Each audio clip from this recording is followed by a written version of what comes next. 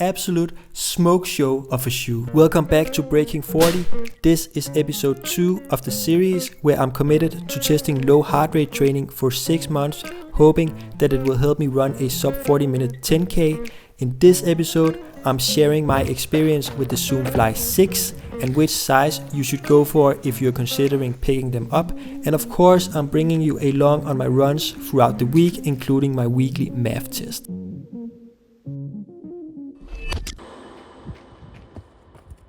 I started out this week with a nice and easy 5k, which I ran in the Zoomfly 6, a shoe that about half of all the people who watch my videos, which is this guy, has asked me to review. So let's talk about it.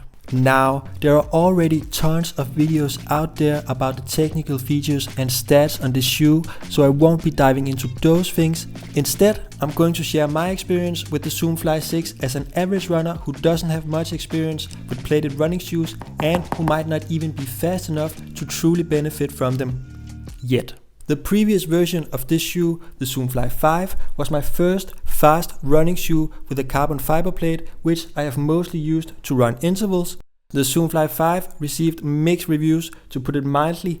I for one was pretty happy about it, but its younger brother, the version 6, blows it out of the water.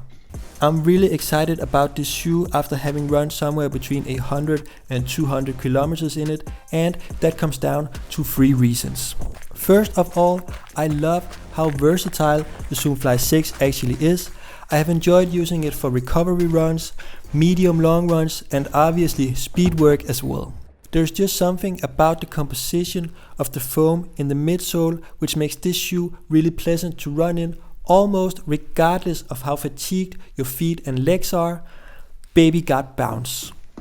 Speaking of bounce, the second reason why this is currently my favorite shoe to run in is how much fun it is. It's a shoe that naturally makes you want to pick up the pace without feeling wobbly. In fact, I find it quite stable for how fast and light it also is. I think that a lot of that stability comes from the very sturdy yet nicely padded heel cup. And the third and most important factor for why I'm falling in love with the Zoomfly 6 is just how good it looks. This is an absolute smoke show of a shoe. Not only is it speedy, it's also really steezy.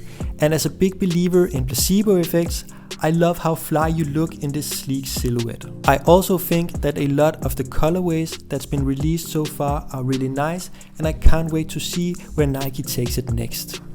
All in all, this is definitely my favorite shoe that I have ever run in, and with how versatile it is, I think that it might just be one of the best options out there for the average runner who wants a shoe that does a bit of everything and a shoe that they can grow with and potentially race in as well. I can already tell I'm going to need multiple pairs of this shoe, which is why I've just scooped up my second pair. I would recommend going true to size in the Zoomfly 6s, which is 42.5 for me in running shoes and 42 in regular sneakers. For references, I'm using 42.5 in the Zoomfly 5s as well, 42.5 in the Asics Gel Nimbus 26s, 42.5 in the Brooks Adrenaline GTS, while I'm a 43 in Vaporfly Freeze, 42 in most New Balances, and 41 in most Vans and Air Force Ones.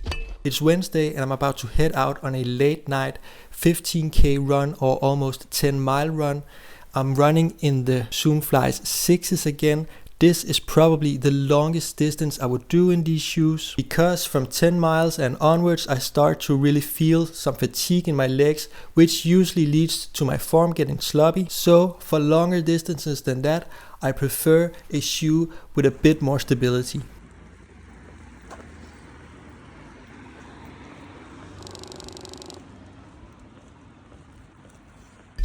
Coming into first day's session, I had to seek shelter from the rain in the woods and therefore put on my trail shoes for 10k's of wet headwind and suffering, but I did get it done. I don't run my Sunday MAF tests in the Zoomfly 6s because I feel like they are increasing your speed exponentially as you run faster, and therefore would skewer the result too much if I start seeing some improvement. Instead, I'm sticking with the Gel Nimbus 26s, which are also very nice and gentle on your legs after a full week of running, but I do suspect that they absorb a bit of my momentum. I'm out here warming up for MAF test of week number 2. It's going to be real nice to be running in somewhat daylight for once.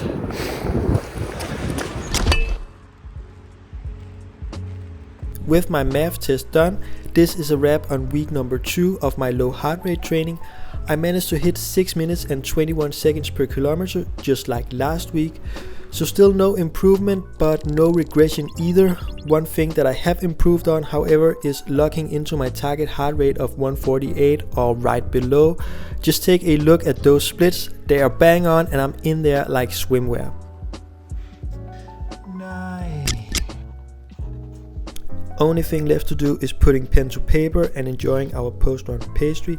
I did fail on my goal of increasing my weekly mileage by 5 to 10%, so that's what I will be focusing on going into next week.